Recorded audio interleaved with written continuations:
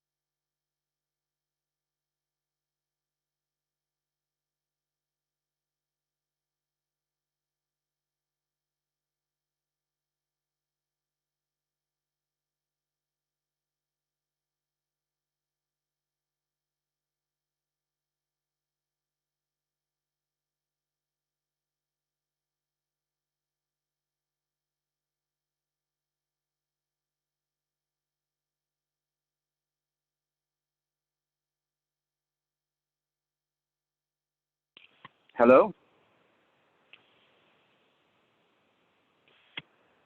Yes, welcome everyone to our online forum, Race, Violence, Trauma, and My Mental Health.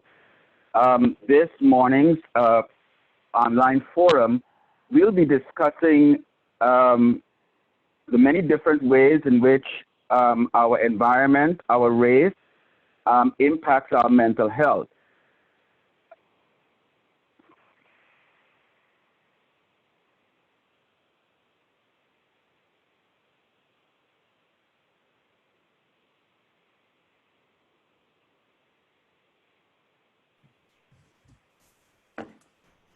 So it appears as if Antoine continues to have a couple of technical difficulties, so I'll step in for him. We're going to begin with a moment of silence.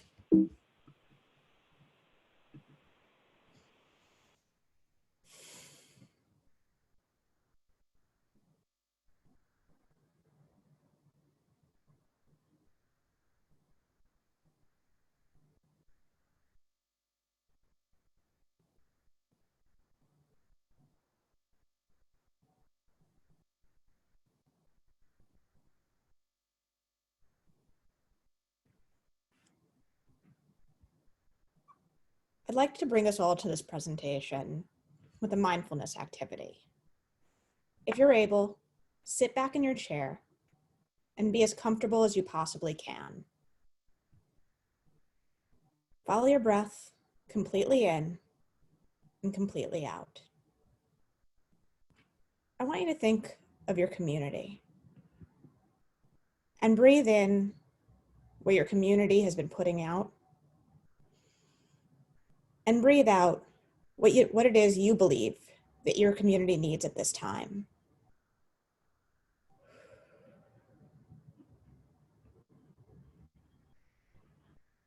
I want you to think of somebody in your life who's easy to love. Breathe in what that person has been putting out, and breathe out whatever it is you think that person needs.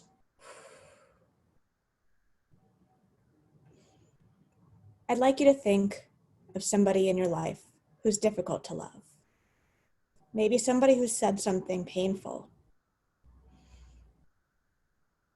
I'd like you to breathe in what that person is putting out and exhale whatever it is you think that person needs right now.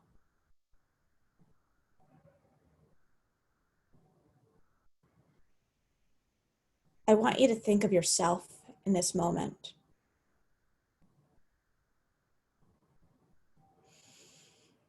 I want you to breathe in what you've been putting out and exhale whatever it is that you believe that you need right now.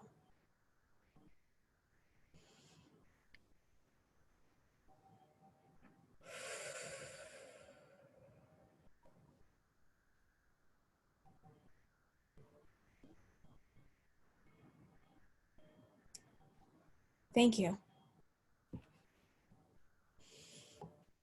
So thank you very much, Dr. Gottlieb, for welcoming and introducing us. My name is Antoine Craigwell, and I am the president and CEO of DBGM. I must apologize to all of you who've been waiting. I really hate this with a passion that we were supposed to start at 11 and we're now way past 11 because my laptop decided to do its own thing and behave in its own way on a Sunday morning. There are a couple of things that we'd like to ask you to keep in mind as what we call our community agreements. So we'd like to ask you to keep your microphones muted. If you need to ask a question in the chat box, you can actually ask a question there or raise your hand. We ask you not to take photos of the screen. We ask you to be respectful of everyone participating in this chat, in this forum, even if you disagree.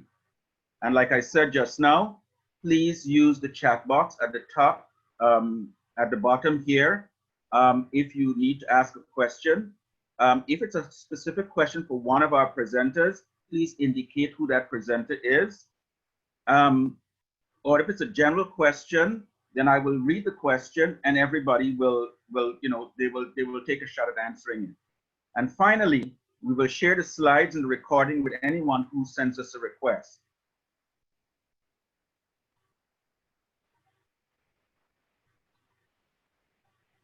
So our first presenter this morning is Dr. Adjoa Osei, and she will talk with us about racism and mental health.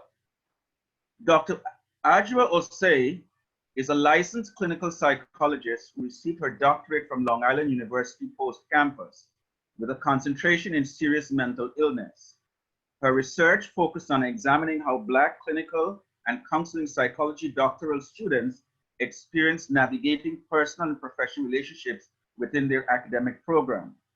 She was trained in both psychodynamic psychotherapy and cognitive behavioral therapy, which she uses in her virtual private and in-person practices located in Brooklyn, New York.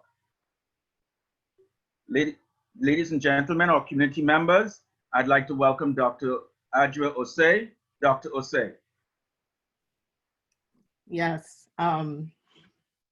So first, I just want to thank Risha and Antoine for bringing us together this early morning. I know many of us are not used to being up this morning, but it's great because I feel like we're here for a really important talk that's affecting communities of color. When I saw the overwhelming response of how many people had registered for this, it just reminded me how much we need these spaces to build community, to care for ourselves, and to come together that we've been doing historically, formally and informally throughout time. So I'm going to be talking today about racism, media, and how this affects our mental health. But before I start, I just want to talk about a little bit my reaction to the murder of George Floyd. Like many other instances of police brutality, I first heard about his murder through social media. The video was circulating around and there were many graphic descriptions. And based on what I was reading, I knew that I could not bear to watch this video. It reminded me not only of other videos that have circulated, thinking of Eric Garner and Philando Castile, but it also reminded me of stories that either never make it to mainstream media or that take longer. So I thought of Tony McDade and Breonna Taylor and other LGBT people in the community. And so even though it's not personally affecting me, I feel like as being a part of this community, we have this shared history. And so when we see these images, it's not only, an assault on that person, it's an assault on our people. And so it just reminds us of so many generations of stories that we hear of our loved ones who've been targeted and harassed. And so I felt just a sense of weariness of kind of, here we go again. How are they going to spin this master narrative? Despite having over 8 minutes of video footage, how are they going to suggest that he was somehow responsible for his murder? Were they going to say things like pre-existing conditions? The more and more I thought about, just the more angry I felt, the more frustrated and the more sad. Were they going to come out with stories to somehow damage George Floyd's reputation, suggesting that maybe he smoked marijuana one time or he got a failing grade in a class? How are they going to spin this to somehow say it was his fault? And so I just felt that, over and over again. And even despite trying to avoid watching this video online, I still heard the audio while eating dinner and CNN was playing in the background. And so I can't even tell you how many times it felt within that hour when I was sitting at the dinner table that CNN replayed this over and over again, whether it's the audio, whether it's the video, whether it's still images. And despite not looking, I still heard "I Can't Breathe" and him crying for his mother playing in the back of my head. And then just thinking, I have to go to work now with these images revolving in my head. And so it just really highlighted to me kind of this quote in which Malcolm X talks so much about the power of media and how they can make the innocent appear guilty and the guilty appear innocent. And we know kind of how they treat our stories. We know what happens when we're not in control of the narrative, and just how frustrating that is to see ourselves being dehumanized in the media. And so I just wanted to kind of talk about, the impact of racism on our mental health, as well as how do we center our well-being when we're seeing deaths of Black people being routinely displayed in the media over and over again. I think it's important to talk about the impact of the media because it's so present in our lives. You know, from whether it's traditional forms of media, so this could be TV news, radio, newspapers, or whether it's social media, we're constantly being presented with new information over and over again. And so it plays a role not only in forming and communicating to us what's happening in the world. In some ways, they can be gatekeepers for the information that's brought into our awareness. And so I think it's kind of really important to think about that impact on us. You know, growing up, I remember seeing my family members often watching the news. I wonder, why are they watching the news 24/7? And now I feel like I'm that older Ghanaian auntie who's like telling my nephew, you know, call father remote control so I can watch the news. So it shows again how much it's a part of our lives.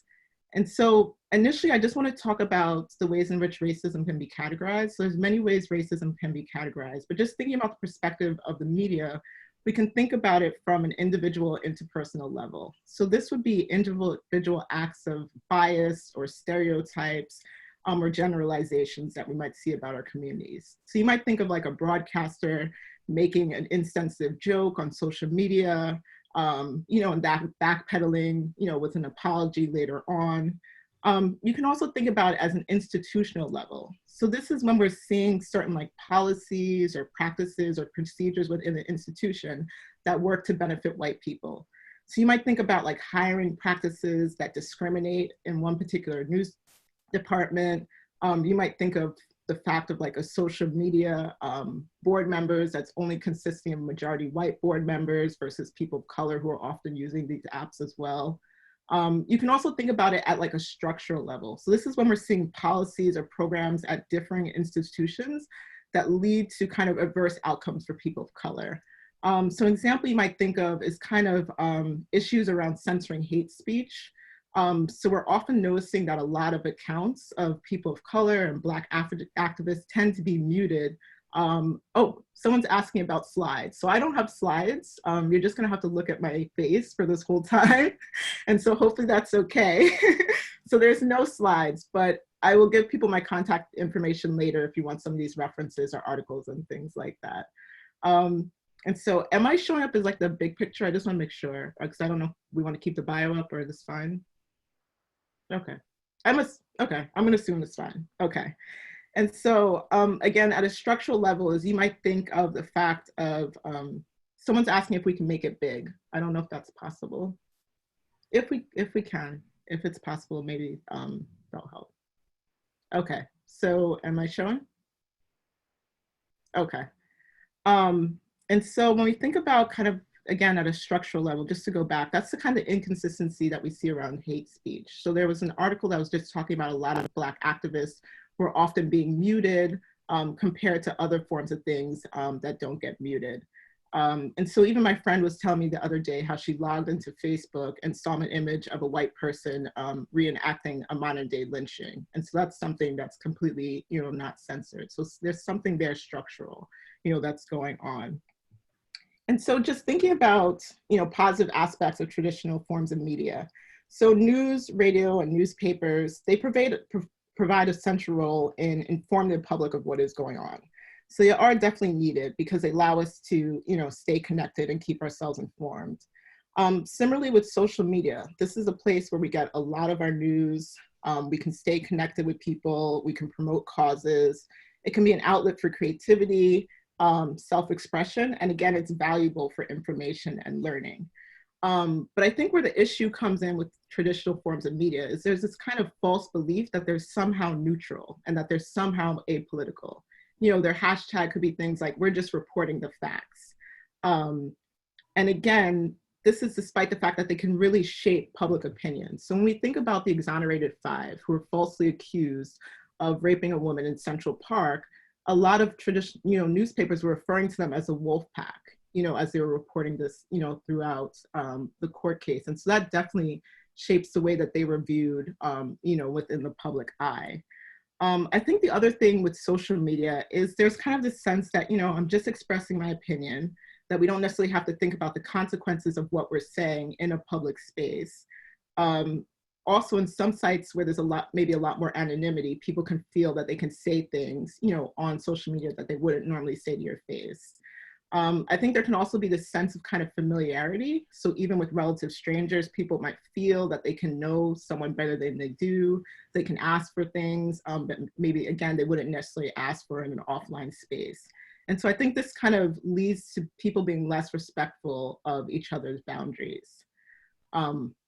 And so just thinking about, racial bias, there's been a long history of racial bias, within the media, which I was referring to before. And we see this in so many different levels. So one, there's often been this history of kind of excluding people of color from positions of power. So this leads to a lot of stereotyping and misinterpreting when it comes to reporting about, people of color. We also look at media ownership. There's these large, giant firms, that own multiple news stations and all kind of forms of media. So you think of things like Warner Media, which I believe owns CNN. You think about the Murdoch family and what's their agenda. They own Fox News. Again, so this creates an issue kind of, these are the people who, again, are holding the purse strings. So how much are they shaping around what's allowed to be reported and how it's reported and who is reporting it to us? The other thing to note is that a recent survey showed that in US newsrooms, people of color only represent 22% of the workforce. And so can you imagine, only 22% of that workforce is a diverse group of people. And so what does this lead to? It leads to that topics that relate to minority groups are often excluded. There's only focusing on a standard list of stereotypes. It could even lead to journalists being less trained in being able to provide balanced coverage within a multicultural society. And so that can lead to kind of a biased depiction of racial groups. So for example, there's this association between Black people and criminality. I saw a study saying that Black people were 4 times more likely to be portrayed as criminals within the media compared to other professions. And so when you think about how things are shown, so when you have like a Black suspect or who has committed a crime, they're more likely to show unflattering photos, mug shots. The person's more likely to be featured in handcuffs, versus how white people are shown in the media when they commit crimes. So even when we think about the coverage around Hurricane Katrina, it felt anytime you saw a Black person trying to get supplies or a person of color, they were portrayed as looters. Versus when it was a white person, they're just trying to find supplies. So there's a different way of kind of, referencing, and how they're shown. Like who's shown now with the protesting? Who's more likely to be shown when it's referred to as a peaceful protest versus when it's suggested that it's like a riot? Who more likely is to be shown, during those times? The other thing is, in line with this failure of a goal of neutrality, like I was saying before, Black people are, again, more likely to be presented as criminals. The other thing I was thinking about is just when we think about like perpetrators of violence, when you see, for example, like a white person or a white male who's been like a mass murderer, it feels that we get the whole, backstory. They were a lone wolf. We all of a sudden learn about everything they did in grade school, versus when it's a person of color, they're just reduced down to their crime. You get no context, you get no background about who this person was or any understanding of who they were. And again, this is not exclusive to one company. We see it at a really structural level, similar like how I mentioned with the Exonerated Five. And so, when I came to thinking about what effect does this have on us? What effect does this have on us as people of color to routinely see ourselves portrayed in the media this way? How does it affect us when we see, people in our community being murdered and those images being displayed over and over? And I came across an interesting article, which was in US Today, and it was talking about racial violence. And the headline was, "When is the last time you saw a white person killed online?" And I sat there and it just struck me. I couldn't think of not one example. I could not think of one video, one image that has been shown over and over again, compared to the ways in which Black people and people of color, when we've been murdered, the way that information is shared over and over again. And so it just kind of really, struck me and thinking about how does that affect us witnessing this? Even if it's not happening to us, like how is this affecting us by witnessing this? And so I've seen some people kind of referring to the sharing, of these images or sharing these videos and referring to it as like trauma porn or pain porn, and it really brings up what's the motivation behind sharing these kind of images. Sometimes, when these images are shared, I barely remember if there's any kind of trigger warning. Is there anything letting us know that this is something that might be graphic so that we can prepare ourselves? Sometimes these videos are shared with a kind of feigned shock. I can't believe this is happening in America. People need to see this. And I'm thinking to myself, like, what America, like, did you grow up in? This is something we know. This is something we've seen, over and over again. This is something that, may have happened to us. It reminded me of, before I had to go to work, I was in the morning, and so I usually put CNN on the background. And there was a pool party. I can't remember exactly where it was, but I think it was predominantly like Black teenagers, at this pool party. And I guess someone had called the police. And I just remember this police officer threw a teenage girl down to the floor and put his knee in her back. And again, I just remember CNN like playing this over and over and thinking to myself, like, I have to go to work after this, and, I can't call work and say, I'm triggered. Like, I have to go to work, and just seeing them play that over and over again, it felt so, awful to kind of to have to hold that and then to go about the day as if nothing's wrong. And so sometimes I think with social media, there's a sense that kind of showing these images and displaying them is somehow, spreading awareness. There's maybe a belief that this can, lead to change. So I do, want to acknowledge that sometimes, this is how we learn about these stories. And I think sometimes people might think of it in line with, the murder of Emmett Till and how his mother, advocated for having an open casket. And so I think there's that side of it.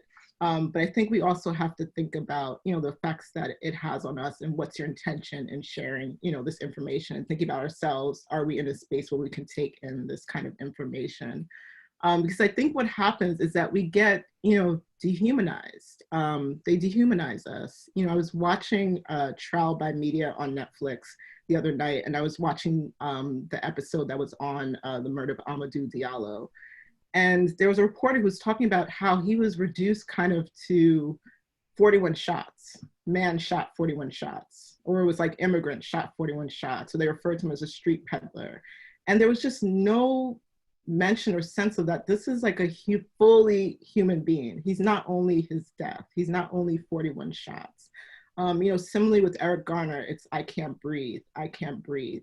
And I do think that, these become important slogans that are used during protests, so I do want to highlight that. But I think, within like the media, it kind of reduces that person to the only thing that we're going to learn about them is how, they died. And so in thinking about kind of the racism that we see in media and thinking about how it affects our mental health, racism has a cumulative effect. So when we're witnessing these things, we're not only responding to it as isolated incidents, we're responding to our own personal traumas that it can bring up. We're responding to historical trauma. We're responding to, traumas that we've either heard about or witnessed. And so, George Floyd is among, many, other people who have experienced, police brutality, who have been murdered. And so when we see these things, we're responding to all of that it can bring up.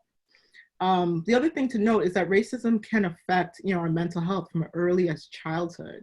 I think there's this kind of false belief that somehow children are colorblind, and that, they don't recognize, racism, people might avoid talking to their children about racism. But even, preschoolers begin to kind of group themselves by race. And even by the age of 10, a child can recognize obvious and even subtle signs of racial discrimination. Also to note is that, people of color experience post-traumatic stress syndrome at a higher rate. And so that's just another reflection, of how, racism contributes to that. And so when I think about kind of what can capture maybe some of what all of us are feeling, and I definitely know that I'm feeling, is there's this term that was coined by a critical race theorist, I believe William Smith, and it referred to this idea of racial battle fatigue. And so I'll say that again, racial battle fatigue. And so initially it was referencing kind of for African-American men in America to describe what happens, through negative and racially charged experiences. But now it's, it's been broadened to reference all of us. And so it's talking about kind of the stress that we can experience, with race-related encounters. What happens when we're continually facing like dismissive, demeaning, insensitive, or hostile racial environments. And I include, the media within that. I include that, I feel like, as an environment where we're experiencing, stereotypes, where we're experiencing, discrimination. And so what can stem from that is it can affect you physically, to the point where people can have headaches. You might find yourself getting sick more often, elevated blood pressure, finding yourself feeling trembly or jumpy. And it can also affect our mood. So feelings of depression or anxiety, noticing yourself having more trouble concentrating or speaking, coherently. Even for myself, I've noticed, within the last few weeks, that I have just had like disrupted sleep. I've noticed myself kind of overeating and snacking and being like, I'm not hungry. Why am I going back to the kitchen? And just kind of having like repeated thoughts about this throughout the day when I'm not wanting to think about it, even finding myself feeling, tearful throughout the day. So it really shows that there's an effect that happens to us when we're watching these videos of police brutality. And that's affecting us not only physically, but it's affecting us mentally, and emotionally. And so I just wanted to think about kind of how do we center our well-being? How do we kind of care for ourselves, during this time, and going forward, because we know that this is going to be, ongoing discrimination and marginalization. We know that this is not a period of time. This is something that's going to continue and has been, happening in the past. And I have to be honest, like I really struggled with thinking about how do I talk about, coping? Because there's a part of me that we know that all these forms of media are going to continue to kind of use our pain in a way, whether it's for their own ratings, for their own entertainment, what have you. And it just made me think of kind of how I've been struggling right now. How as a therapist am I trying to, hold space for clients? Like, how am I trying to be present, within significant relationships?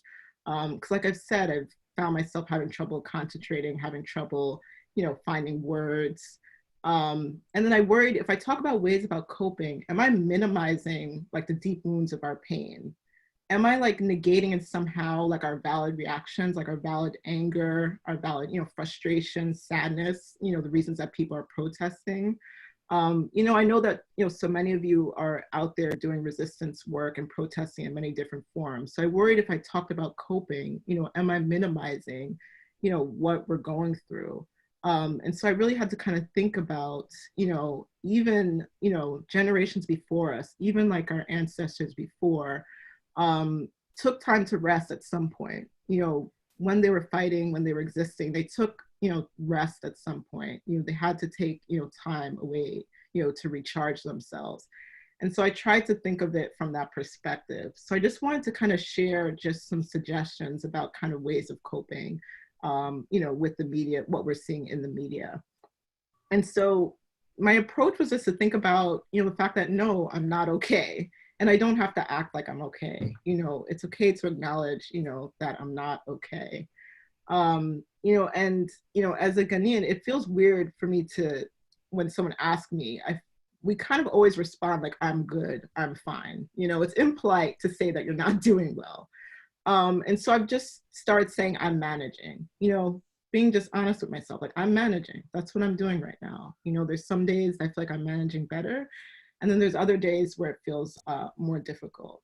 And so I think it's, we need to kind of make room for those distressing feelings that are coming up for us, or those distressing thoughts. We need to acknowledge them. We need to accept them and know that they're a natural reaction, to the trauma that we're witnessing, that we're experiencing. And so kind of given that, I really liked, within the initial email and the flyer, there was a quote where Audre Lorde talks about self-care. That the fact that this is an act of, political warfare, and that there is value, in caring for ourselves, and that caring for ourselves and continuing to exist is, a form of resistance. And so just some things to keep in mind is thinking about kind of having boundaries around how much media you're consuming. Thinking about, okay, how often do I want to be informed? Because a lot of this information, these stories are kind of played out throughout the day. So at some point, you're going to get the information. So I think sometimes we have this feeling that we're going to miss out or that we need to kind of constantly be checking in. And so it can kind of be hard to think about where do I establish a boundary, you know? And so I just recommend kind of checking in with yourself. Like I've been dividing things up for myself into what am I thinking? How am I feeling? What are my behaviors? How am I responding?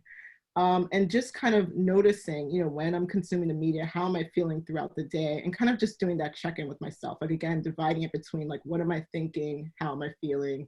My behaviors, how am I responding to the content that I'm taking in? And then also just noticing any changes. Are you finding yourself feeling more persistently sad than usual? Are you feeling more anxious? Are you noticing any changes like in your sleep or eating? These are things to kind of help you to keep in mind and maybe when you're taking in things that are too much for you right now.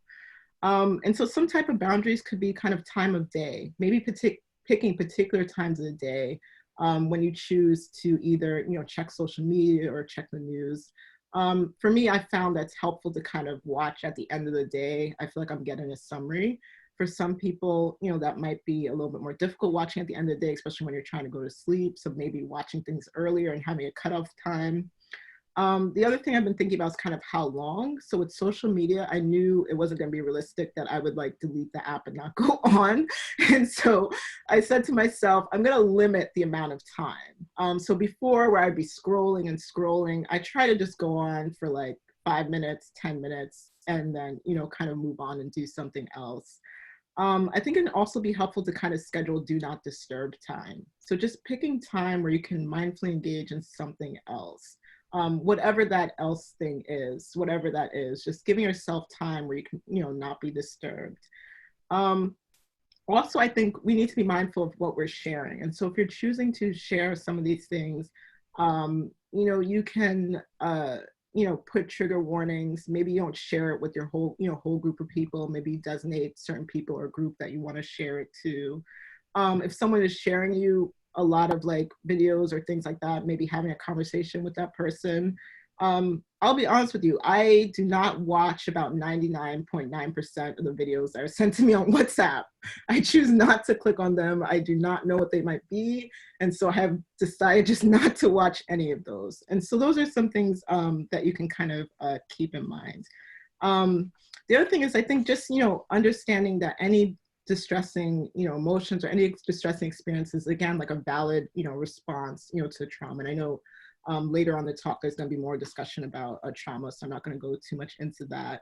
The other thing is just thinking about kind of supportive people or supportive spaces where you can talk about what you're experiencing, and kind of having spaces in which you feel like you can challenge racism, where you can feel affirmed, and developing some of those spaces maybe offline where you can talk to people about that.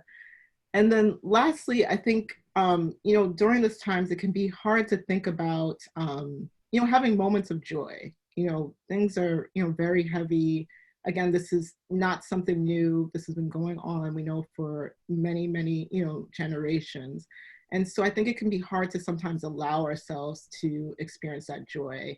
And thinking about kind of the dehumanization that I was talking about earlier, I think it's really important to consume media that's celebratory of us in our communities. I think it's really important to just highlight, our diversity, our creativity. That is something that, centers us, that grounds us. And so I think it is okay to give yourself time to consume other types of media.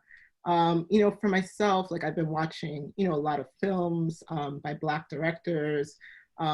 After this, I'm going to do a marathon of a show that I like, Noah's Ark. And so, take time to also give space to these things, because I think it's important.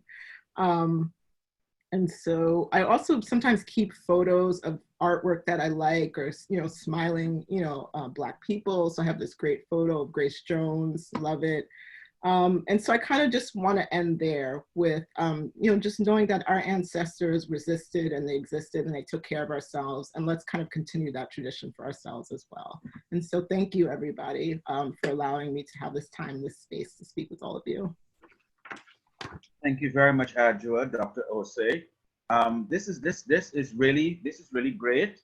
This is really fantastic. I think one of the things that we can take away from what you were saying just now is that you placed all of some of our experiences that we've been having in context, and how the media really does influence how we think. And one of the things that I heard you mention, which we often don't think about, is that even though we may see our presenters and our journalists are Black or people of color, it is the owners of these media outlets that are white that then drive the messaging that we get. And we often forget that in fact, it's the white community that dictates what kind of messaging we get. And they try to tell us, in fact, how we must think, how we must view people. And I'm also really and truly appreciative of the fact that you talk about the coping mechanisms that people need to look at and work with, including, you know, not looking at too much news, because it's all repetitive, it's all cyclical, and they just spin the same thing in a different way, but it's communicating a specific narrative.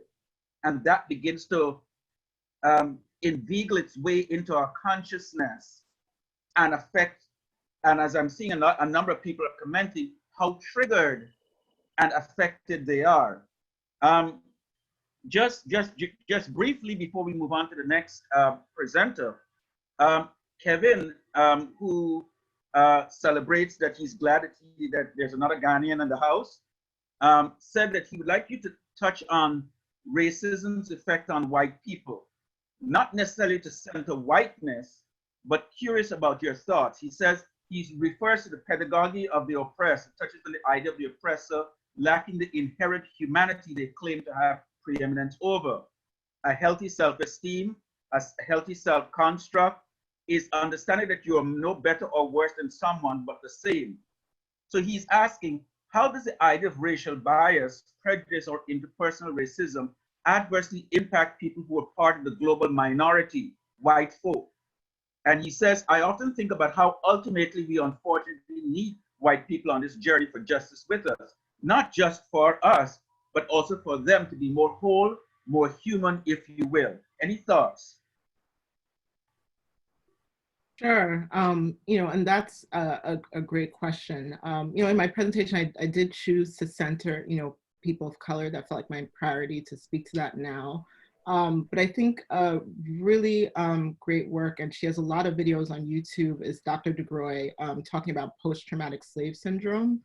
She talks about it not only the effect on, yes, Risha, I saw that. She talks about it not only on the effect of, you know, Black people and people of color, but one thing she refers to as far as kind of white people is this kind of disconnect. And so instead of being able to hold these conflicting beliefs about the ways in which they were treating us, it's more that they kind of have to, you know, change the belief. It talks about the dehumanization. And so I would definitely, you know, refer to that. I think she does a really, you know, great summary in talking about, you know, how racism affects white people as well. Thank you very much again, Dr. Osei. Our next presenter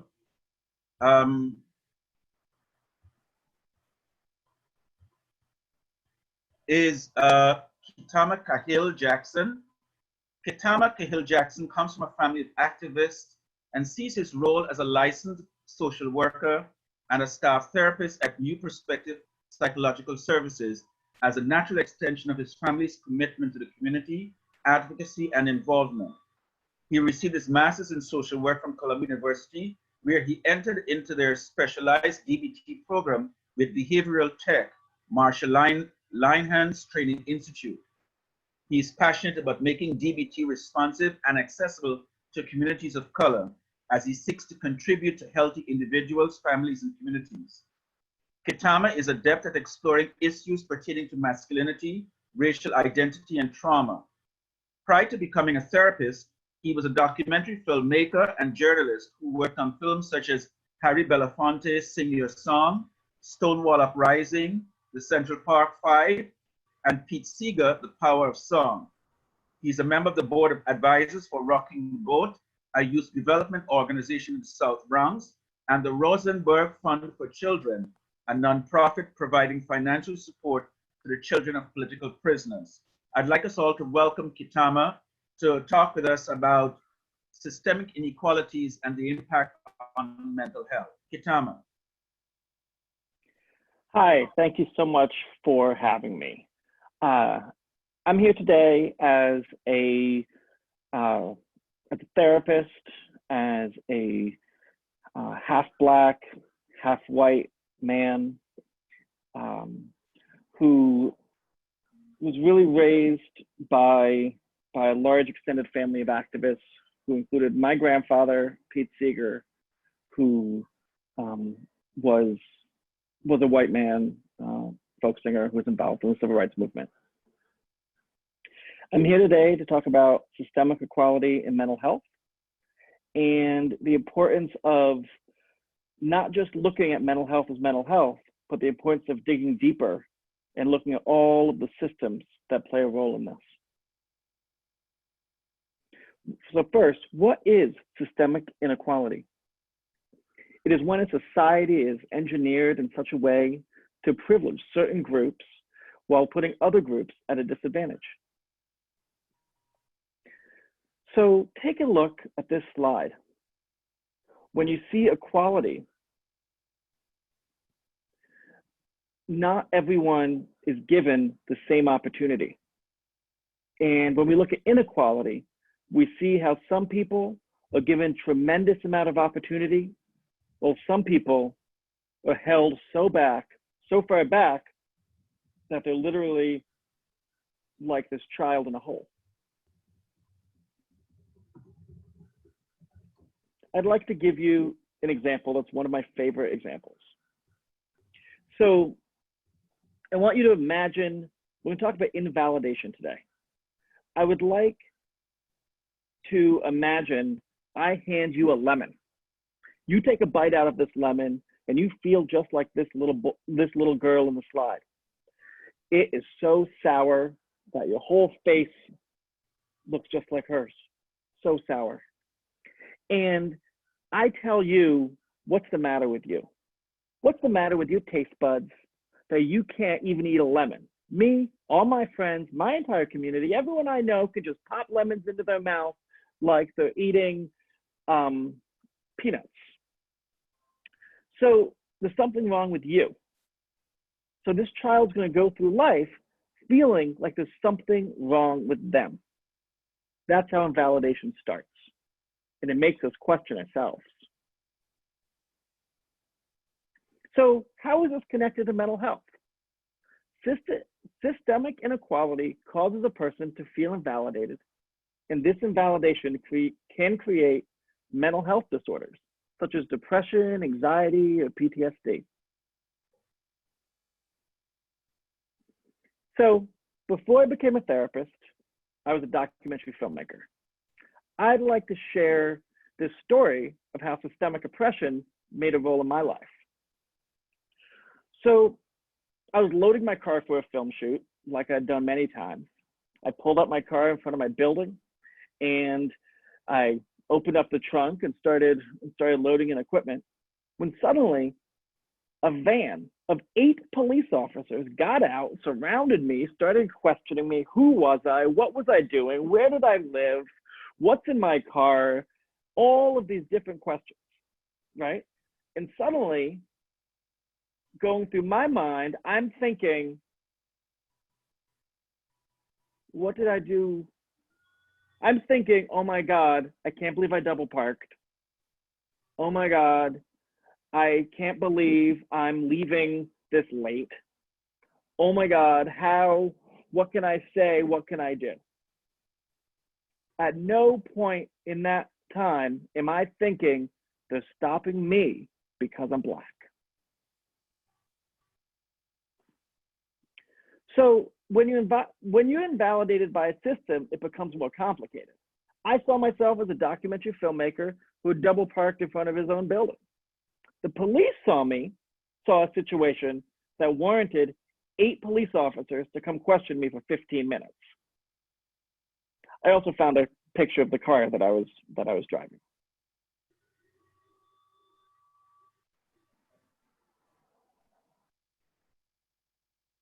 So if I'd been white, here are the things that would have been different, and these things are entirely based on the system. First, so one of the reasons why that they did find in this entire situation was when they were running my license, they learned that I had a temporarily suspended license for an unpaid speeding ticket that I totally forgot to mail in. So if I had been white, I probably wouldn't have gotten that speeding ticket in the first place, and then and as a result, wouldn't have had a temporarily suspended license. And I probably wouldn't have been stopped, questioned, and treated as a criminal for loading my car while double parked. I probably wouldn't have had an interaction that made me wonder if I was going to be beat up or shot.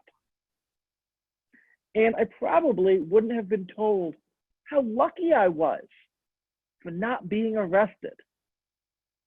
It wasn't until preparing for this presentation, 13 years after this happened, that I learned the fine for having a suspended license is only $200 to $500, and they couldn't have arrested me for it in the first place.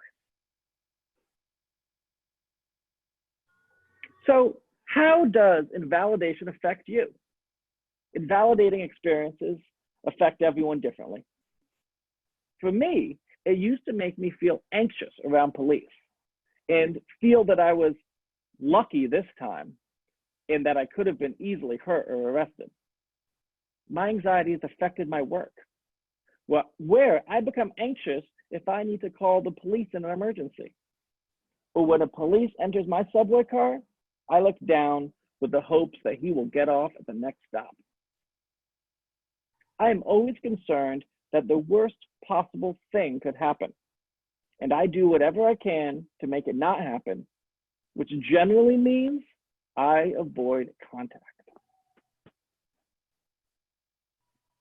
So invalidation can lead to mental health diagnoses. While invalidation caused anxiety for me, some may display symptoms of depression, such as self-isolation and feeling unworthy, while others will blame yourself and vividly remember these situations on a regular basis, which is a trauma response. So each one of these changes how we see things. And now we must figure out how to accept and validate a situation once we see kind of how it leads to mental health. First, we must accept this reality. I need to accept I did not do anything to warrant being stopped by being stopped and questioned by the police. I must accept and acknowledge the existence of my problematic thoughts and not accept them as facts. Blaming myself for being too lazy and nervous to carry my experience, to carry my heavy, expensive equipment to my car, judging myself for not leaving earlier in the day, to avoid loading my car at night, and being angry at myself for forgetting to pay a speeding ticket. So once you've accepted the situation for what it is, instead of blaming myself for being too anxious and nervous, the way to actually say it, I was being cautious by not wanting my equipment to get broken or stolen by lugging it 3 blocks through Harlem late at night. It's not my fault that the police questioned me. Instead of judging myself for not leaving earlier in the day to avoid loading my car at night, I could say to myself, I was being responsible by getting to the location the night before, so I'm well rested and ready for the film shoot. Instead of being angry at myself for getting to pay a speeding ticket, I could say, and I should say, I've been so busy with work, paying that speeding ticket slipped my mind. So, validation. It's easier said than done. So, these are 6 steps from validation from Marsha Linehan's DBT training manual, which I work out of as a therapist. First, when you're self-validating, validating yourself, describe your experience. Describe what actually happened. What was your point of view in it? 2, accept where you were wrong. Yeah, I should have paid that parking ticket. Determine where you are correct and stand up for yourself if possible, even if it's only to yourself. While maybe I should have paid that parking ticket, I didn't do anything to deserve to be stopped and questioned by the police. Accept that being invalidated hurts and allow yourself to feel the pain. Identify the mistakes and remind you that we are all human. Have compassion for yourself. Understand why what occurred happened. I was questioned for being double parked because I was Black.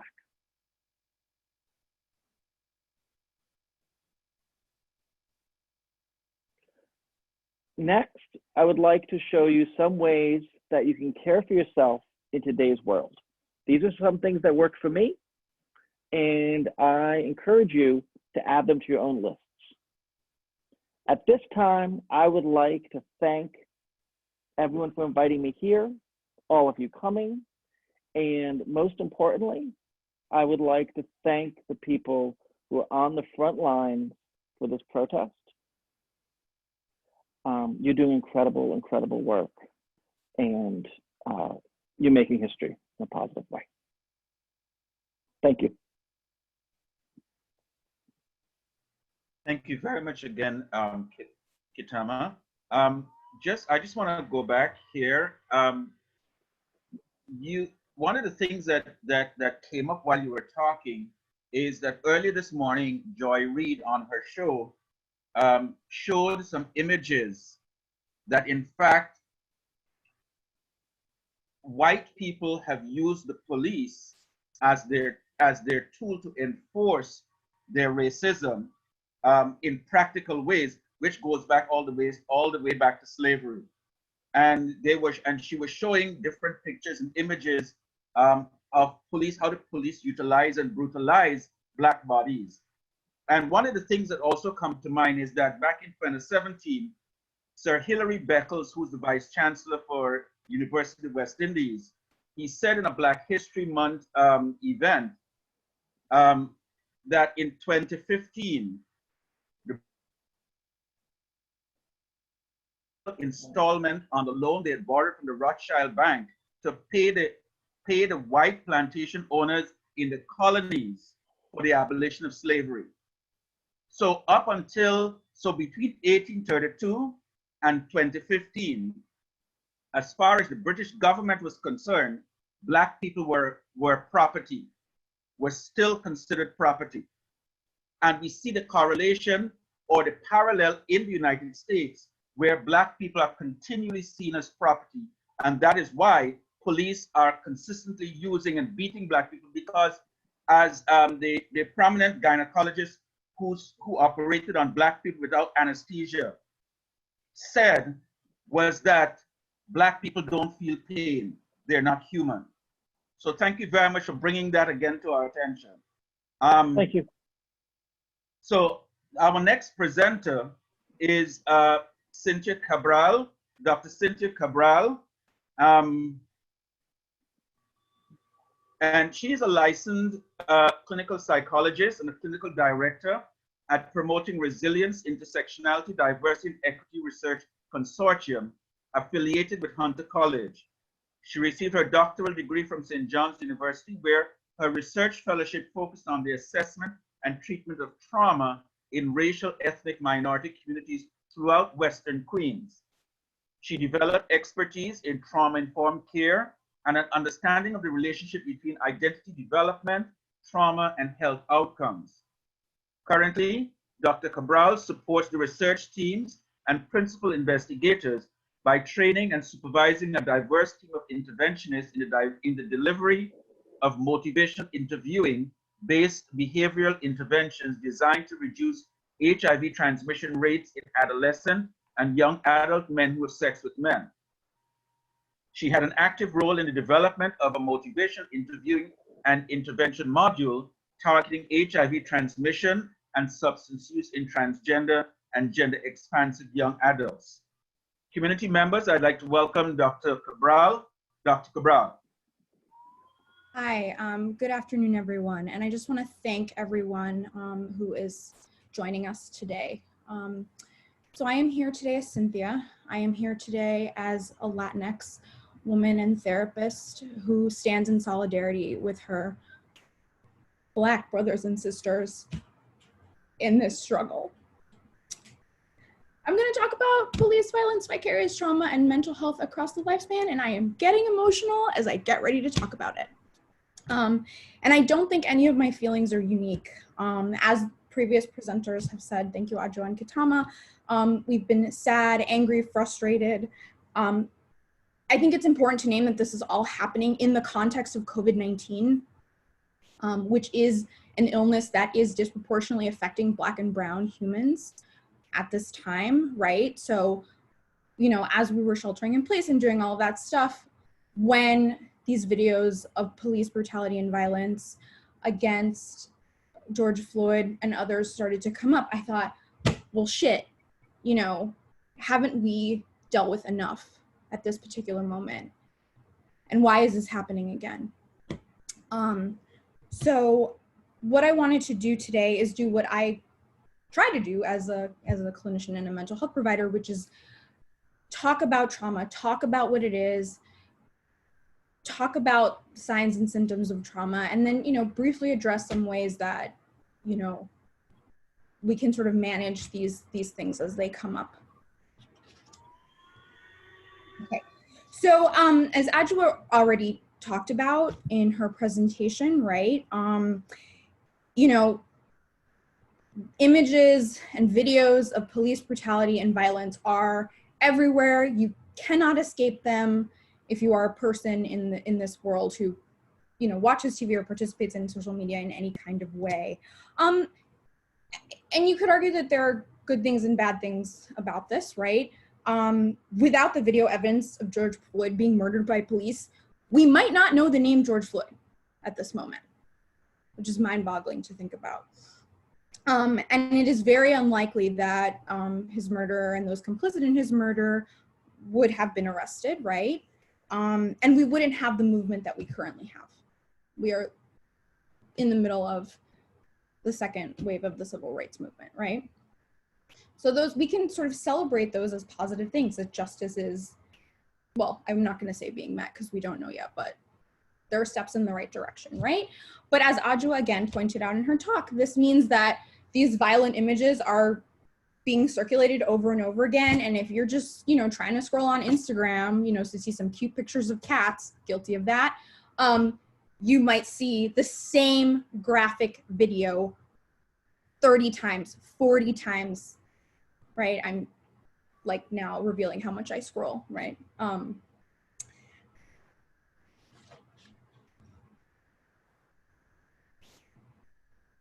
Thank you.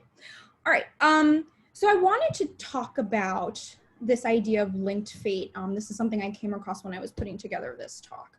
And as a way of explaining why these videos and these images are so hurtful for Black individuals and POC individuals, right? So there's this theory called linked fate that for the African American community in particular, an individual perceives their life to be tied to the race as a whole. And so when Black people see these violent images and videos, right, they identify with the victims.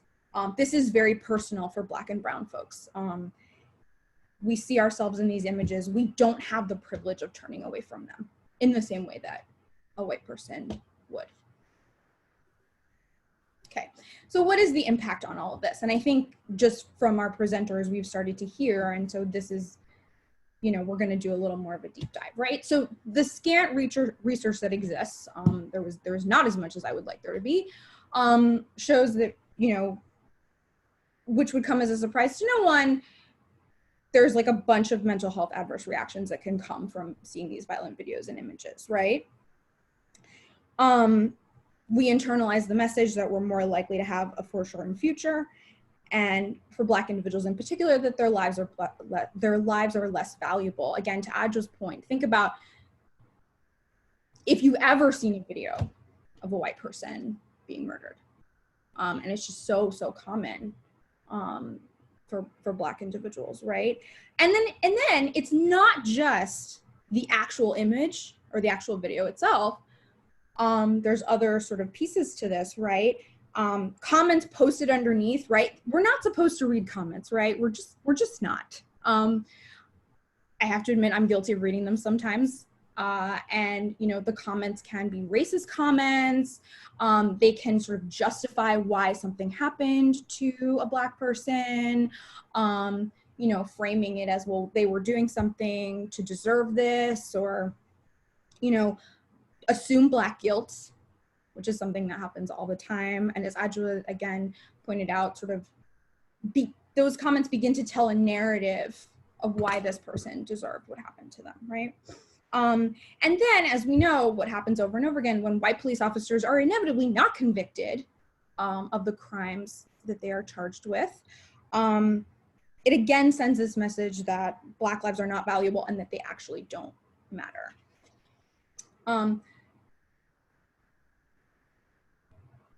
Next slide, please.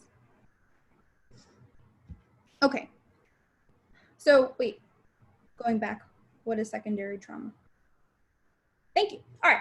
So, so a secondary trauma just means that the traumatic event isn't something that happens to you directly. Okay. Right now in the field of psychology, secondary trauma is only understood to be traumatic events that you directly witnessed with your own eyes, or that somebody told you about in a lot of detail.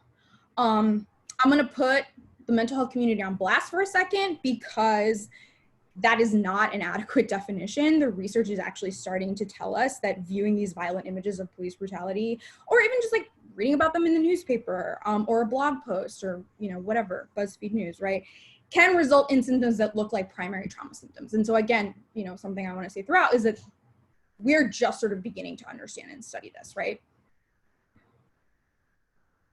Thank you. So what does secondary trauma look like? This is a very scary and detailed slide, right? There are a whole host of symptoms here. And this is not even an exhaustive list, y'all. I had to condense for time. I want audience members to sort of look at this list and sort of see what symptoms resonate with them. Some of our presenters have started to talk about what this looks like. This is like a sort of like Chipotle menu, in that if you have 4 people living in a house, there can be 4 completely different trauma presentations. You know, pick your own adventure kind of thing, right? So some that I want to highlight are that secondary trauma can actually result in a weakened immune system, which again is sort of frightening to think about in the era of COVID, which again is disproportionately affecting Black and brown folks, right? So all the more reason that we need to sort of self-care and you know, preserve our bodies to the best of our ability, right? Another sort of symptom that can come up is isolating, right? And again, we're currently being tasked with isolating as much as possible because of COVID, but you know, even just, and I'm guilty of this too, just like not having the energy to text somebody back. Like I just cannot, right? Just, and so even isolating more than is required to, when what we do know is that actually connecting is one of the ways to guard against traumatic symptoms, right? Another one I want to highlight here is hypervigilance, right? Hypervigilance is, when we keep our guard up, we're expecting the next bad thing to happen, the next bad thing, always being aware. And one version this can take is like having difficulty disconnecting from TV, the news, social media. I know I'm very guilty of this. If I don't check Twitter for a couple of hours, I'm like, but what's happening? Because I need to know. And I'm conceptualizing that as a form of hypervigilance and emphasizing that it's okay to step away. Depersonalization is just like when you're kind of spaced out, you feel kind of numb. And Adjo brought this up too, that intrusive re-experiencing, that you're like trying to do your job or like, be with your partner or whatever. And you just you can't focus because you've got these images and these videos like playing in your mind, or even these like offensive tweets, right, that are sent out. On this list is feeling more sensitive. Gee, I am the poster child for this, as I like got tearful at the beginning of this presentation, right? So what does the research tell us about vicarious trauma, right? As you guys can see, POC reports several different types of coping strategies and also just wanting to talk to other POC about the experiences. I want to highlight avoidance here. The mental health community can sometimes like unintentionally stigmatize avoidance because avoidance is actually a core trauma symptom. So, the idea is like, oh, you want to heal from trauma, so you want to get rid of the avoidance. But actually what we're finding is that, for POC in particular, avoidance might actually be very helpful. And, we can think about that when we think about, stepping away from the social media, stepping away from the news, taking some time to unplug, and disconnect, that can actually be very adaptive and helpful and give you sort of strength to live your life, and fight the fight, right? Okay, so I wanted to touch on secondary traumatic stress and children, right? The scant research we do have, again, tells us that, children being exposed to these violent images or traumatic images can have a negative impact on them. This does look a little different depending on the age of the child. Okay, again, another very scary, exhaustive list here, or not, actually it is not exhaustive. So when thinking about trauma symptoms in children, it is important to keep in mind that they, especially younger children, may not be able to articulate the feelings that they have around what's going on, right? We have to bridge the gap for them by asking them how they feel, asking them to label their feelings and what's scary for them, for sure. And then conversations with preschool and elementary school children, should really emphasize the positive steps that are being taken to address systemic racism. We don't want to totally shield them from the truth, but we also want to do a Barack Obama and provide hope, right? It's important to limit and monitor screen time to the extent it's possible, right? Like, good luck getting a 17-year-old away from their phone. But, especially with younger children, there isn't a need to see all of these images. Okay, so the trauma-body connection, and again, Adjo, talked about this in her presentation by, talking about all of the ways that sort of trauma shows up, right? So I thought that this was really important to highlight. Again, think of all of the physical symptoms. I had a whole column of them associated with trauma.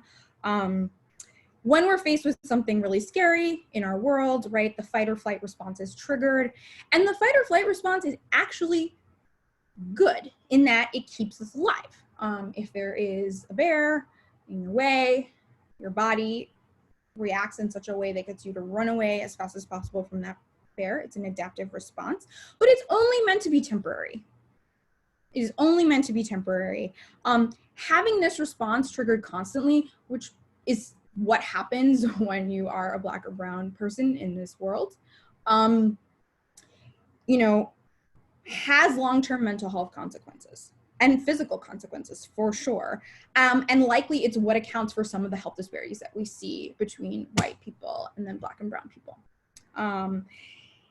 In putting this talk together, it became really salient for me how the psychiatric understanding of trauma is actually predicated on the idea that the world is safe most of the time. And that traumatic events are isolated incidents, and that's just not true for Black and brown, and particularly Black people in this world. What happens when you can't legitimately claim safety in any situation? We think of Breonna Taylor, who was like literally in her house, the place where you're supposed to take your bra off and hang out, right? You can't claim to be safe there.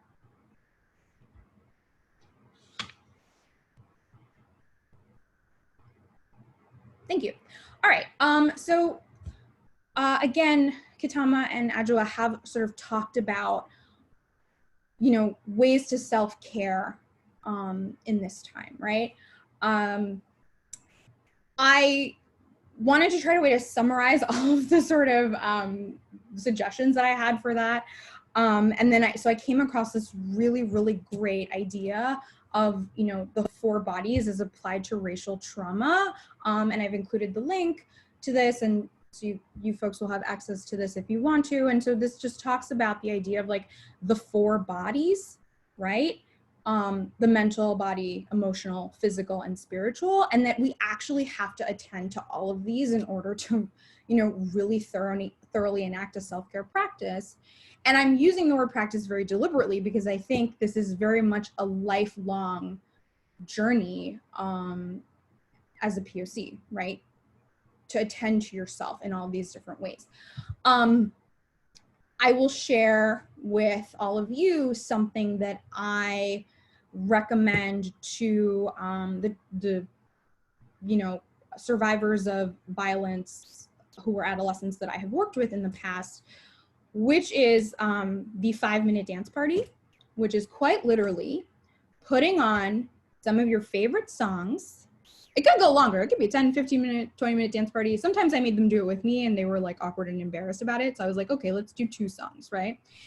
And the point of that is to move your body as much as possible and sing along and get wild and boogie down.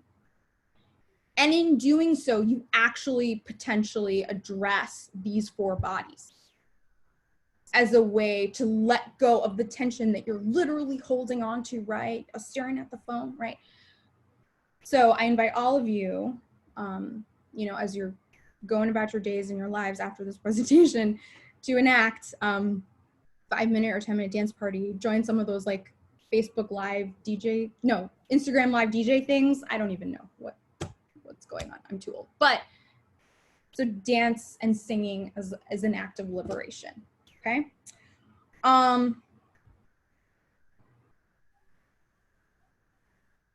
Next slide, please. Okay, so closing thoughts, and again, I think Adjoa said some of this beautifully, right? Feel your feelings. Be all in your feelings. Don't operate at 100%. We live in a capitalistic society that sort of demands that we perform constantly at 150%, and you are all liberated from that. You can feel the collective pain of this moment. Again, in researching this talk, I encountered this idea of radical Black joy. I also encountered this idea of racism as a multidisciplinary field, which was kind of going along with what I had been thinking about, that like, this is all kind of going the way it's supposed to, in that secondary trauma in response to current events is an intentional byproduct of systemic police violence, right? We think about like historic lynchings of like, let's hang this person up for everybody to see. That's supposed to send a message to Black people of like, this is what happens to you if you step out of line, or if, you know, you're just going about your day, right? So Black joy and Black mental health matters as much as Black lives do, and Black joy is an act of protest. And I close with, oops, I can't change the thing. Last slide. I close with the Audre Lorde quote, that self-care is an act of political warfare. Thank you so much for your time, everyone, and have a safe rest of your day. Thank you. Thank you very much again, Dr. Cabral. We got one question here that somebody asked: are numbness and tingling also symptoms of the anxiety or physical symptoms we could be experiencing to trauma? Yeah, I mean, you know, with trauma symptoms, I think that it can be so many things, and it can show up just like every individual human body is different. It can show up in different ways, especially if you notice this showing up, right around the time that, these videos were released and the news started to come out.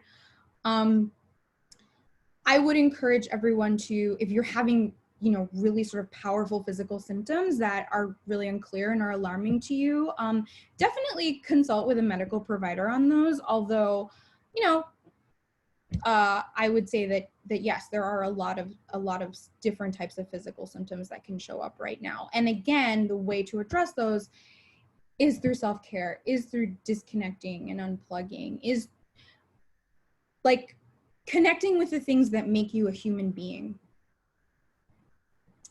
Is what Thank you again, Dr. Cabral. One question that comes up in my mind is the construct of vicarious trauma. And the thought that goes on in our heads is, am I next? Am I going to be the next one? Is this going to happen to me?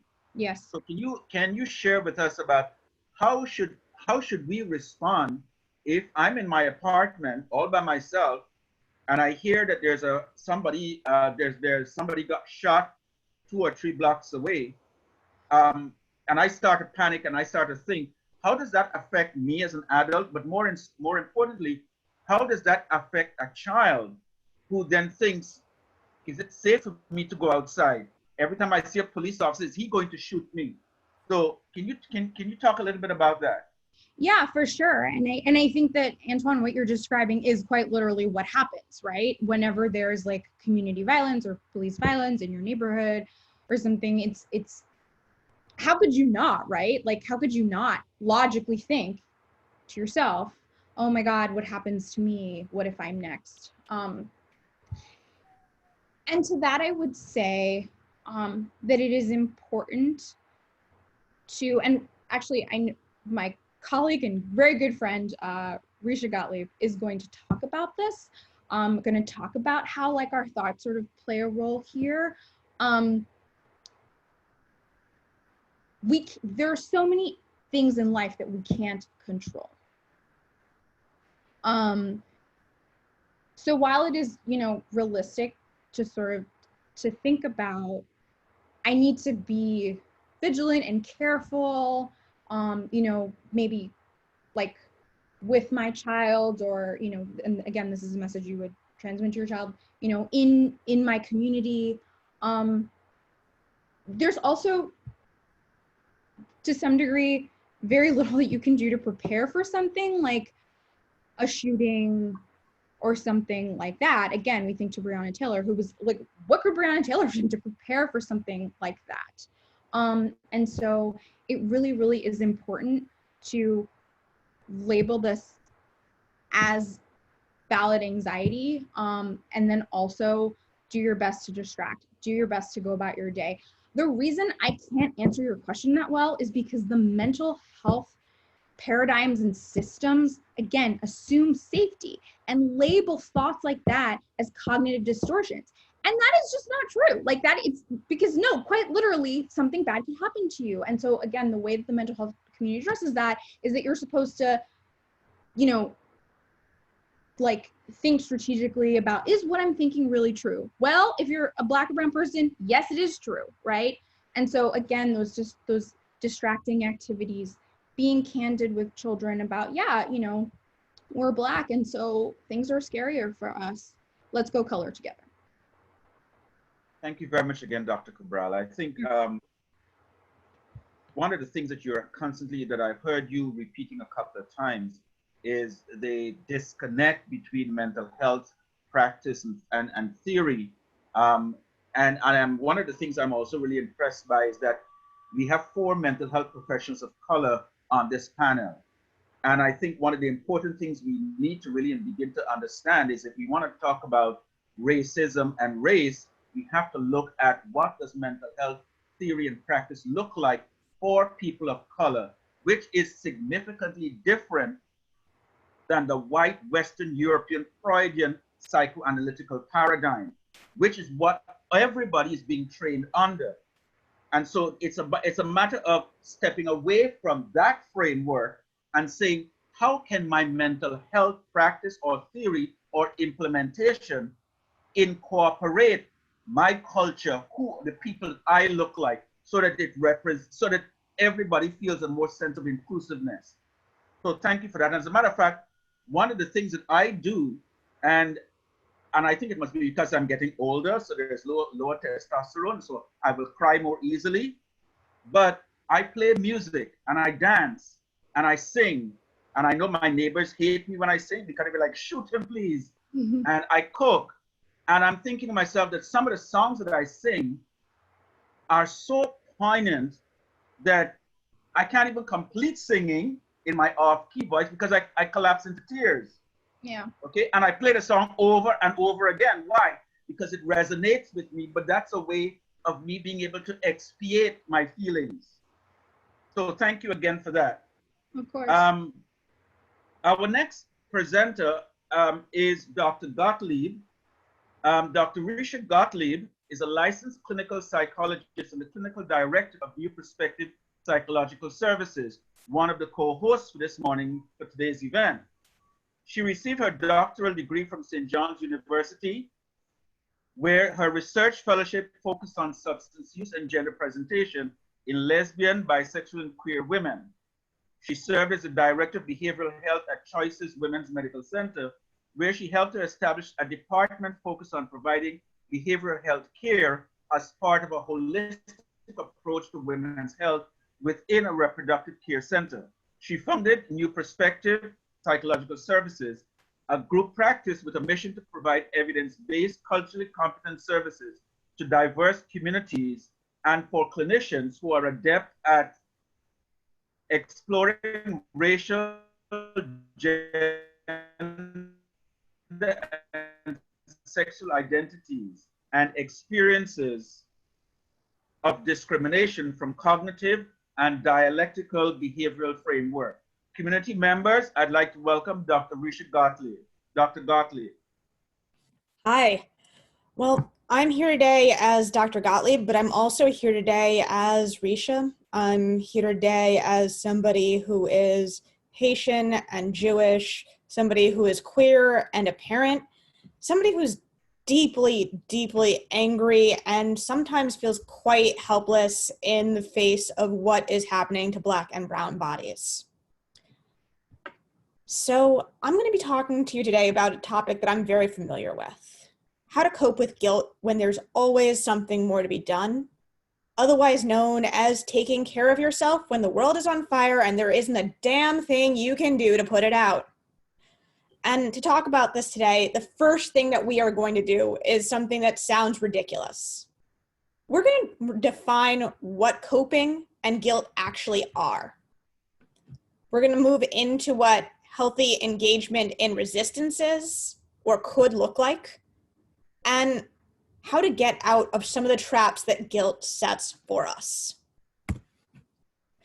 First thing to know is that coping is not now and never will be a bubble bath.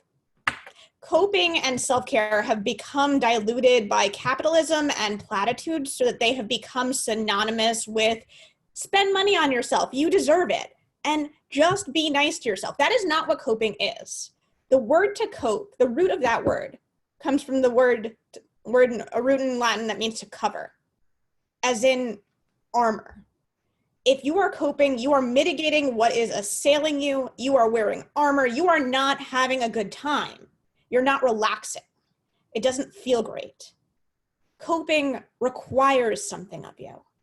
Coping requires consideration, thoughtfulness. And as part of that consideration, if you are a Black or a brown person, if you are a queer person, You have to consider how to decolonize your sense of self. And why that's so important is that we are told who we should be, what beauty is, and those images are not of ourselves. I can't say it better than Audre Lorde could, and so I'm going to invoke her again. If I didn't define myself for myself, I would be crunched into other people's fantasies for me and eaten alive. If you are coping, you are unfurling so that you can't be eaten by it alive. The next thing to talk about is guilt. And I think about any negative emotion, anything that feels bad isn't necessarily bad. Redemptive guilt lets you know that you've acted in a way that violates your own values. It focuses on what you can do to not cause pain to others ever again. If you feel guilty, and this is for people listening now, and I know that we do have white participants as well. If you feel guilty about white privilege, that's a good thing. Don't do anything about it. Don't ask anybody else to do anything about it. Just feel guilty. You're supposed to. And that is all I'm going to say about redemptive guilt for the rest of this presentation. The rest of the time, we're going to be talking about non-redemptive guilt.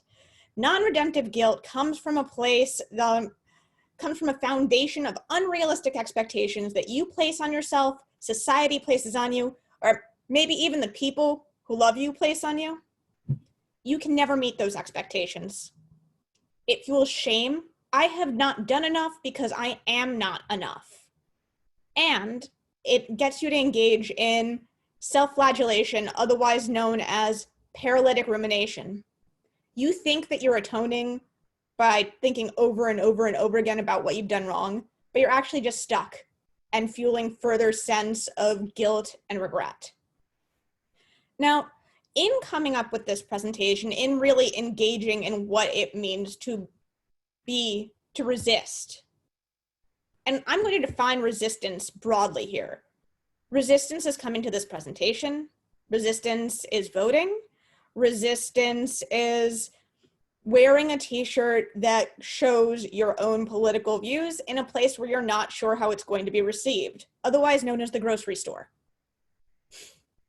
So when we engage in resistance, we move through 3 different states of mind. And this is adapted from DBT. I'm a DBT and CBT practitioner. And we all engage in these states of mind at one time or another, but only dialectical engagement is something that is sustainable in the long term. That's what we're always striving towards, even if we're not always there.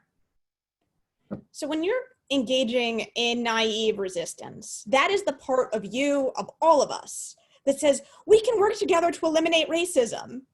And that's a beautiful thing. It is hopeful, it is energetic, it is purposeful. It also produces a deep sense of personal failure and guilt, as you will inevitably fail. Which reminds me of jaded engagement. That's where my mind has been much of this time. This country is always going to have racism. It always will have racism. It's been built on racism. F it. The pros, it acknowledges history. It acknowledges a desire, I think, that all people have for an in-group or an out-group, and us versus them. But it also really fosters a deep, deep sense of hopelessness and helplessness and resentment and disconnection that isn't a place that you want to live or bathe in. So dialectical engagement. A dialectic is something that holds 2 concepts that sound like they should cancel each other out as equally true at the same time. And in holding both of those truths, you create something that is larger than either of them separately. Racism will never be eliminated, and my resistance is meaningful. If I can get to a place where on most days, I and you can accept that as true, well, then you can let go of guilt and shame because you no longer have unrealistic expectations while holding on to hope. If you can radically accept that you will never be able to do enough, maybe you can accept that you can be enough. I want to share with you a dialectical statement that is meaningful to me. I am fighting the same fight that my ancestors fought. And the road that I walk while I do so is not the same path that they walked before me, even if it passes through the same trees, the same crags, the same cliffs. It is a disservice to my grandparents, my ancestors, to every great grand other that I will never meet or know about, to say that their fight didn't lay down gravel on the path that I am currently walking. Which brings me to a trap. Guilt, non-redemptive guilt, traps you.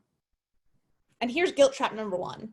I'm not currently in the streets, so I'm not an activist. I'm not engaged. I'm not in the resistance. Who's thought that? Guilt trap number 2. I should have called out or educated Karen. That regret that sits with you. Guilt trap number 3. I have not given every inch of myself to the movement, so I'm not in it. Guilt trap number 4. I'm lazy because I've gotten nothing done all day. Guys, can I tell you about the Netflix I have been watching? It has been glorious, mindless sci-fi. And you know what? Sometimes I look at the clock and it's 5 hours later and I don't even know how that happened. So coping statements. This is what I tell myself when all those traps are around my ankle, weighing down on my back. Living my life is enough. I do not owe anyone an explanation, education. They are not currently paying me for my wisdom. So if I give it, I choose to give it. And if not, me living my life is the education that they should be paying attention to. Self-compassion is not self-indulgent. There is a difference. I do not have to align with my everyday life with struggle on the inside to align my life with struggle on the outside. I can align myself with grace and with ease. And let me tell you, when I think about grace, I think about unearned latitude that we all have. We didn't do anything to deserve it, and nobody can take it from you. We don't need or want, and this is mine. This is the one that really sits with me, and I tell myself over and over and over again. We don't need or want another martyr who died young. We carry stress in our bodies. So if I carry guilt, I will die young. I will age into my wisdom. I will guard my energy so that I can teach the next generation how to live with conviction, grace, and playfulness. And the last thing I want to talk about is how to conquer paralytic guilt. Again, you're going to see me fall back on my background as a DBT therapist and talk to you about how to get to your wise mind to get through this. You know what? If you genuinely feel guilty that you should be doing more, do more, but use your wise mind to figure out what that means for you. Okay. You're going to notice a diagram that looks very familiar. I've been told by a lot of my clients that I like circles. That's the best way that I present information, and they're right. So emotion mind is that part of all of us that is mood dependent, reactive, and impulsive, whereas logic mind, and don't be seduced by the word logic here. Logic sounds good, but it's a trap. Rational, deliberate, and pragmatic, that is the part of you that reads 30 reviews before buying a set of curtains. And you don't even know how like 15 hours went into that kind of research. So your wise mind lives in between those two. Your wise mind necessarily includes your emotions and facts. It is values driven, it is personality driven, it is driven by your history, it acknowledges your personal wisdom and the wisdom of others. Okay, Well, that's very nice, but how do you get there? So here are some questions that you can ask yourself right now to help you reach your wise mind. When I'm thinking about my emotions, will I carry resentment towards myself or others if I do or do not follow through the action I am considering? Is the action that I'm considering something that I've been thinking about for a while and mulling over? Or is it the kind of thing that pops up into my head and feels so pressing? Then I take my logic brain. What is the likelihood that my actions will result in serious harm for myself or for the people in my household? Health, loss of income, loss of a caregiver? And only you answering those questions together can I come up with my wise mind. And you'll notice that that's blank, because everybody's wise mind will tell them something different.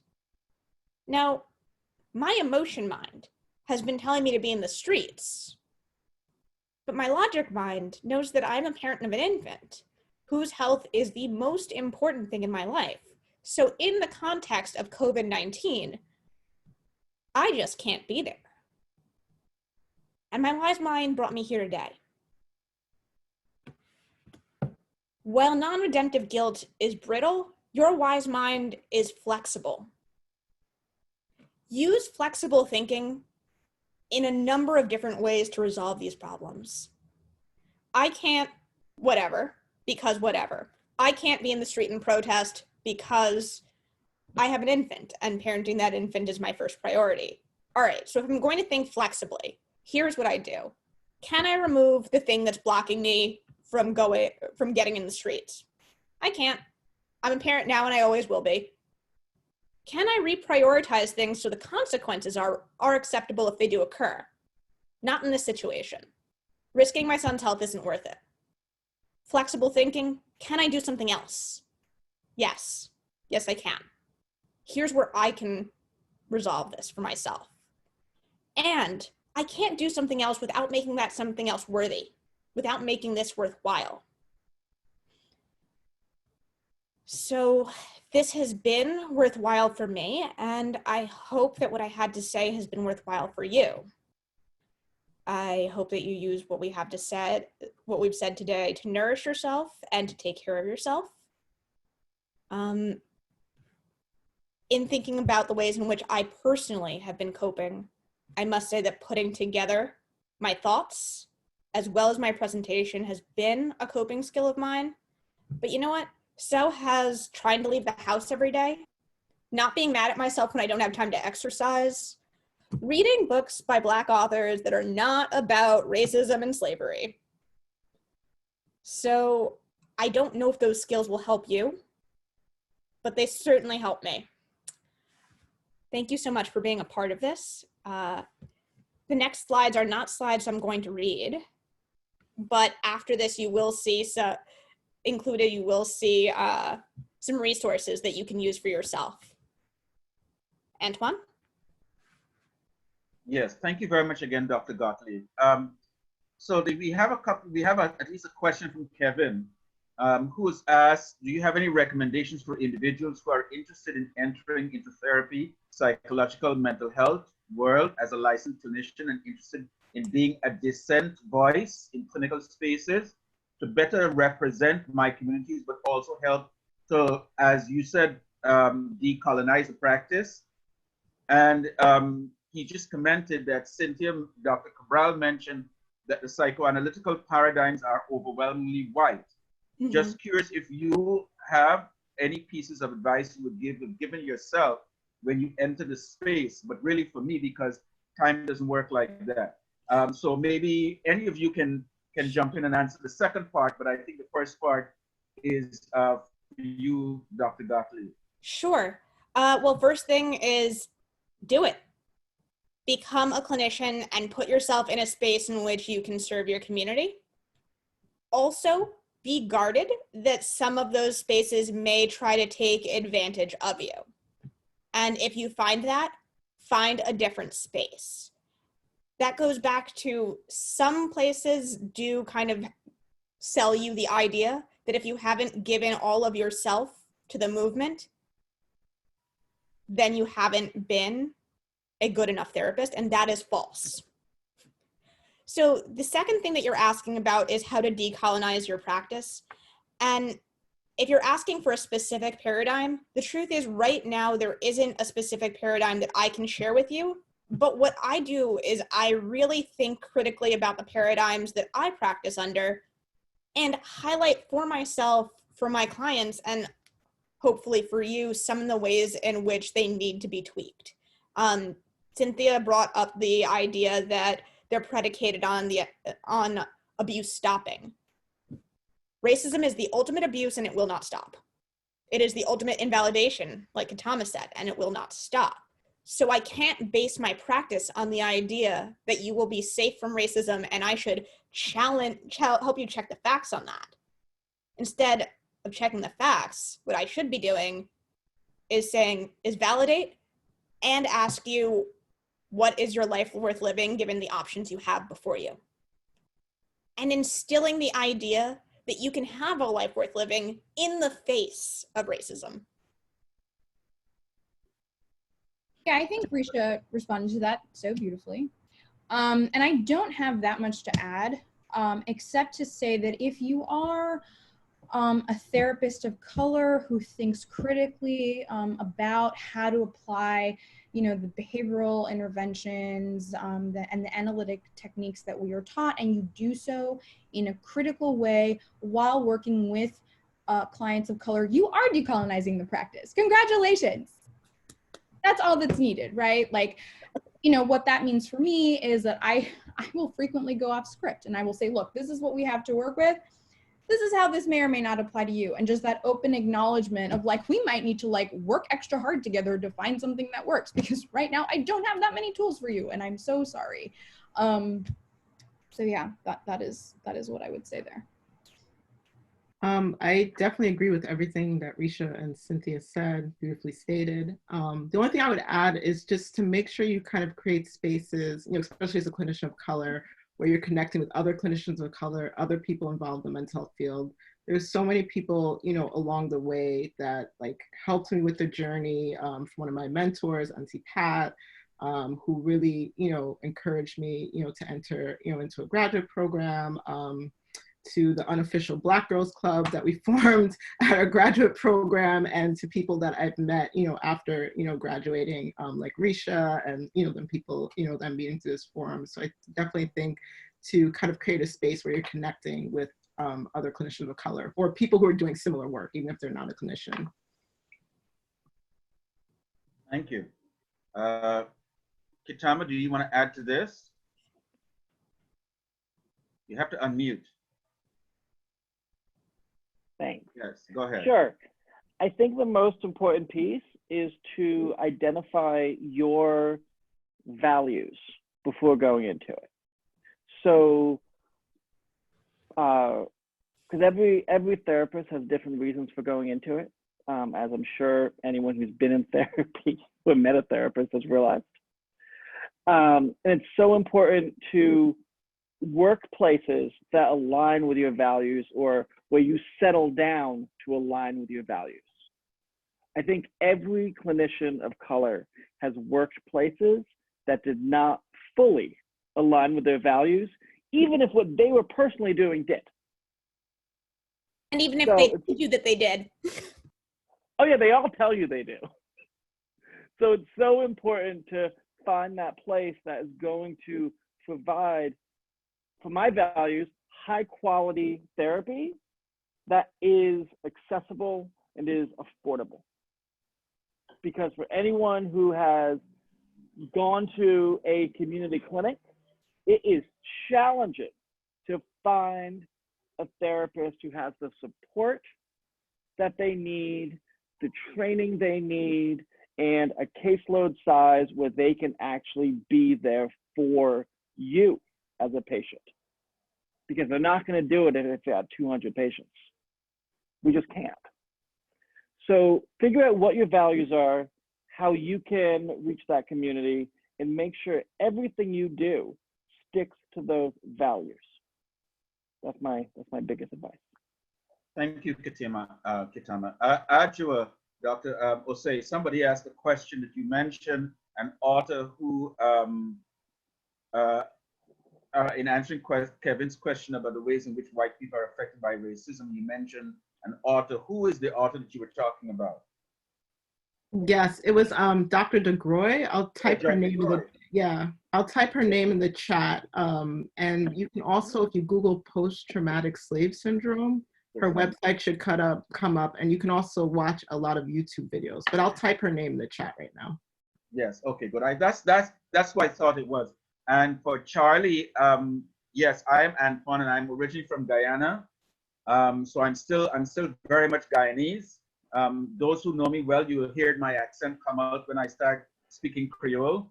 But so, and my work is particularly originally as a journalist, but a lot of my work now is in mental health. And so I've got this organization called DBGM. And so we are focused particularly on raising mental health awareness for LGBT people of color, so as to prevent their suicide by any means, and in any form. So any thoughts, any other closing comments or thoughts from anybody? No, just thank you for putting this together, and thank you for inviting me to be a part of it. And thank you to everyone who attended today. Yes, thank you all too. Hold on. Richard is saying there's more questions in the, so do you have any recommendations on resources or books to teach young children about racism and oppression? I think this might be on the resources page, right? Yes, it is. Gottlieb? Yeah, I included some resources on the resources page about this, an article that I think links to additional things. Yes. And I know Adwood provided a resource that's specific for teens and children. Great. Right, yes. And somebody's also asking, not sure how to phrase this. What is the psychology behind white culture wanting to appropriate, join, enjoy, absorb Black culture? I think of the artistic outlets, music, dance, theater, clothing, and hairstyles. So anybody want to jump in on that? Black culture is cool. Yeah, but, and so my thought is, because we see this also taking place in the Black culture, where there are Black women who will claim that it's easier, it's more manageable for them to straighten their hair. But we will see that there is also an identification with the white community when they straighten their hair. But then we see in the white community, so many white people want to spend time on the beach getting tans, or in the winter in tanning salons, so that they can have a darker skin, and they use curling irons to curl their hair so they can get the Black curls. So it's kind of like interesting to see how each ethnicity kind of trades off and feeds off of the other. And the question is, what are they trying to do by doing this mutual identification with the other? Is it oppression? Is it flattery? What is it?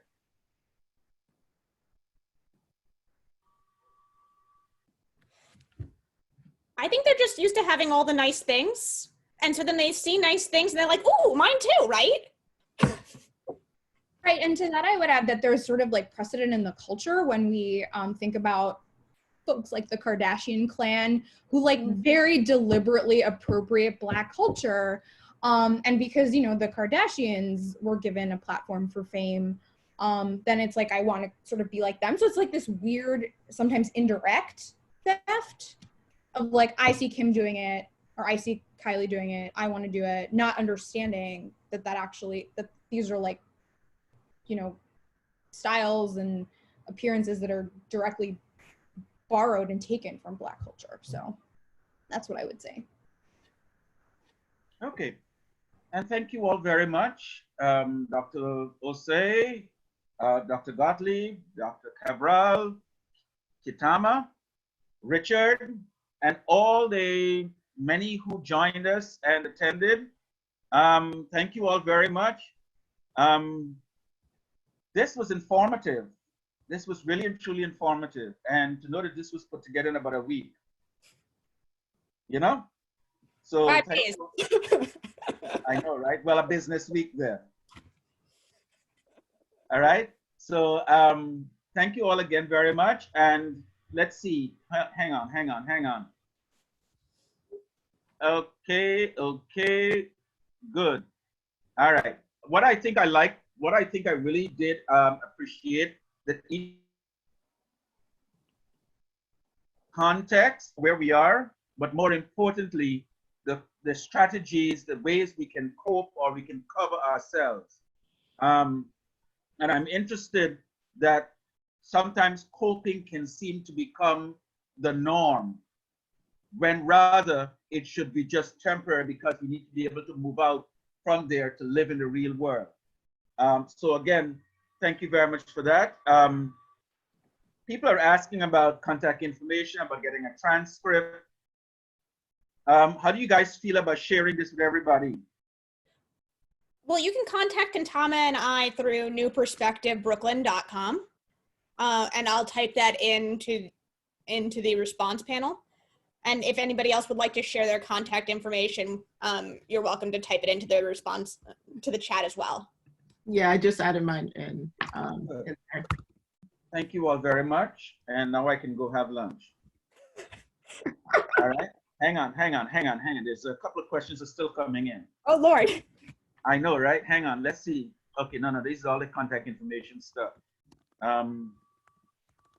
I would love to see a presentation on psychological impact of class and racism. Wow. Me too. Let me know where it's at. I think that would be a great topic, much needed topic when we think about intersectionality. So yeah, absolutely. Well, but I'm also thinking, from the perspective of the etymology of race and the origins of class.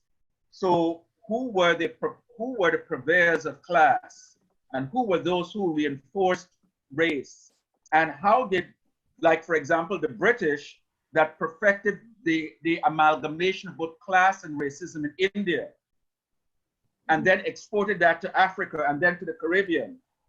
So the British are masters of class and racism, which still exists in Britain today.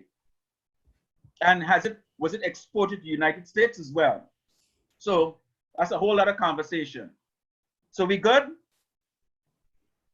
Everybody good? Yes, absolutely. Thank you. No last minute things you want to share? I miss you, Antoine. I miss you, Antoine. Really now? Don't say that so loud. All right, thank you guys, and we'll be in touch. Okay. All right, love and grace to all. Bye, everyone. Thank you. Bye.